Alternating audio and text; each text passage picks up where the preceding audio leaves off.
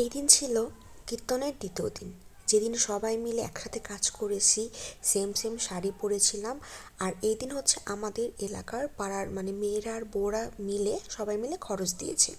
তো সব কিছু মিলে কিন্তু আজকের ভিডিও। আর একটা কথা তো বলতেই হবে, সবাই যখন একসাথে কাজ করা হয় তখন কিন্তু কাজের আনন্দটা দ্বিগুণ বেড়ে যায়, আর সব কিছু কিন্তু অনেকভাবেই সহজ হয়ে যায়। তো সেইভাবেই এরকম একটা দিন গিয়েছিল সেদিন। নমস্কার সবাইকে, আশা করি সবাই ভালো আছেন। খুব সকালে আমি ঘুম থেকে উঠেছিলাম, অনেক সকালেই বলতে পারেন, মোটামুটি 6:30। উঠে আমি স্নান করে রেডি হয়ে চলে এসেছিলাম। আর সেদিন আমি সকালবেলা উঠেই শাড়ি পরেছি, যেহেতু সবাই শাড়ি পরেছিলাম। নর্মালি আমি 3 পিসই পরি, তবে সেদিন শাড়ি পরেছিলাম। শাড়ি পরেই তো তরকারি কাটা শুরু করে দিয়েছি, যেহেতু অনেক ভক্তবৃন্দ সেবা করবে, যার কারণে হচ্ছে অনেক সবজি কাটতে হবে। তো সকালের আর দুপুরের আয়োজন, রাতের আয়োজনও ছিল।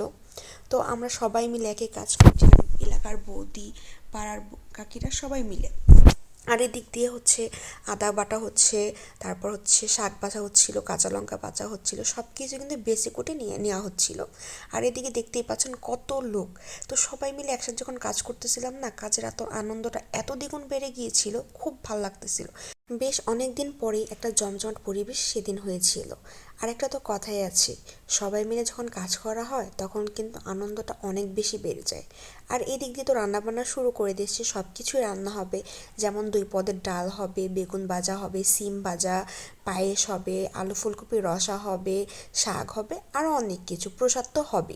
সব কিছু আয়োজন করতে করতে সকালের খাবার সময় হয়ে গেছে। তো সকালের খাবারে ছিল আলু সিদ্ধ, পালং শাকের তরকারি ছিল। তবে পালং শাকের তরকারিটা খুবই টেস্টি ছিল।